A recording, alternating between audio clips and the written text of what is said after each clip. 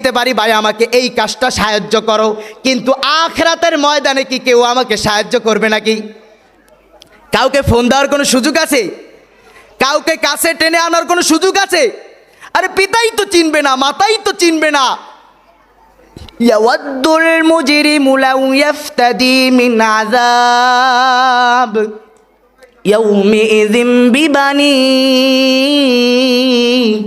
ওয়া সাহিবাতিহি ওয়া আখি ওয়া ফাসিলাতিহি আল্লাতী তু'ওয়ি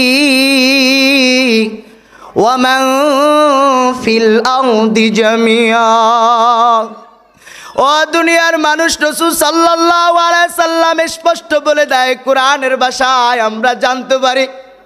রাসূল সাল্লাল্লাহু আলাইহি সাল্লাম বলেন, আমি যেটা জানি, আমি যেটা চোখ দিয়া দেখছি, আমি যেটা ফিকির করি, তোমরা যদি এই চিন্তা করতা, তোমরা যদি এই ফিকির করতা, তোমরা যদি তোমাদের দুইটা চোখ দিয়া দেখতা, তোমাদের মুখে কোনোদিনও হাসি আইতো না। কি আইতো না বলেন তো? কোনোদিনও তোমরা হাসতে পারতা না।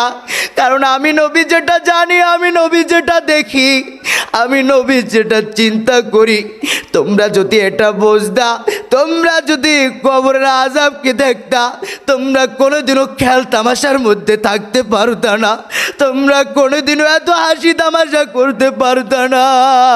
আর আমার আল্লাহ বলেন, ইয়াওয়াদ্দুল মুজরিমু লাউ ইফতাদি মিন আযাব ইয়াউমিযিন বিবানি।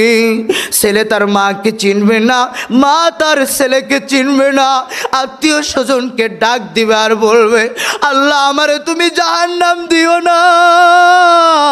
ওগো দয়ার মালিক, আমার পিতাকে জাহান্নামের মধ্যে নাও, আমার মাকে জাহান্নামের মধ্যে নাও।